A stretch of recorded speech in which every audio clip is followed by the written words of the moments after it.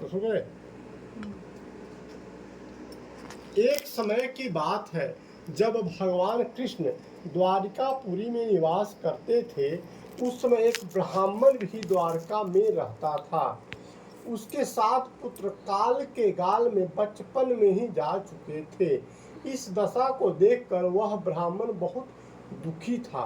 एक दिन भगवान कृष्ण के पास गया और कहने लगा, हे भगवान, आपके राज्य में आपकी कृपा से मेरे 7 पुत्र हुए, परंतु जीवित कोई नहीं रहा।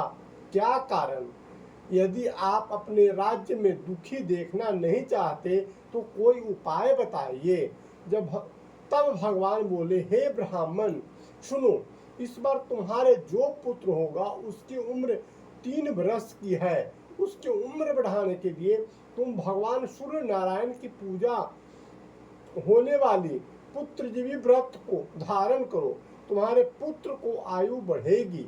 ब्राह्मण ने वैसा ही किया।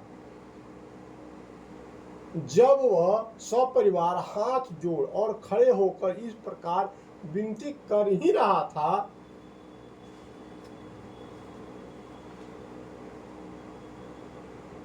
सूर्यदेव विनती सुनो, पाओ दुख अपार, उम्र बढ़ाओ पुत्र की, कहता बारंबार।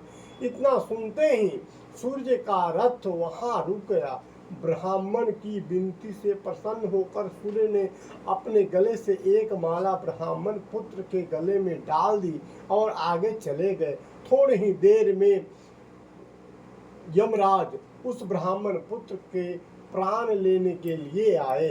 यमराज को देखकर ब्राह्मण और ब्राह्मणी कृष्ण जी को झूठा कहने लगे। भगवान कृष्ण अपना अनादर जानकर तुरंत सुदर्शन चक्र लेकर आ गए और बोले, इस माला को यमराज के ऊपर डाल दो। इतना कहते ही ब्राह्मण उस माला को उठाने लगा कि यमराज डर कर भाग गए, परंतु वहां यमराज की छाया खड़ी रही। उस फूल की माला को छाया के ऊपर फेंक दी, जिसके फलस्वरूप वह छाया शनि के रूप में आकर भगवान कृष्ण की प्रार्थना करने लगे। भगवान कृष्ण को शनि के ऊपर दया आ गई और उसे पीपल के वृक्ष पर रहने के लिए कहा।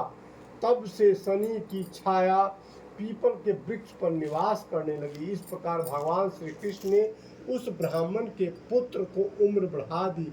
हे भगवान, जिस तरह उस ब्राह्मण के पुत्र की उम्र बढ़ाई है, उसी तरह सबकी उम्र बढ़ाना।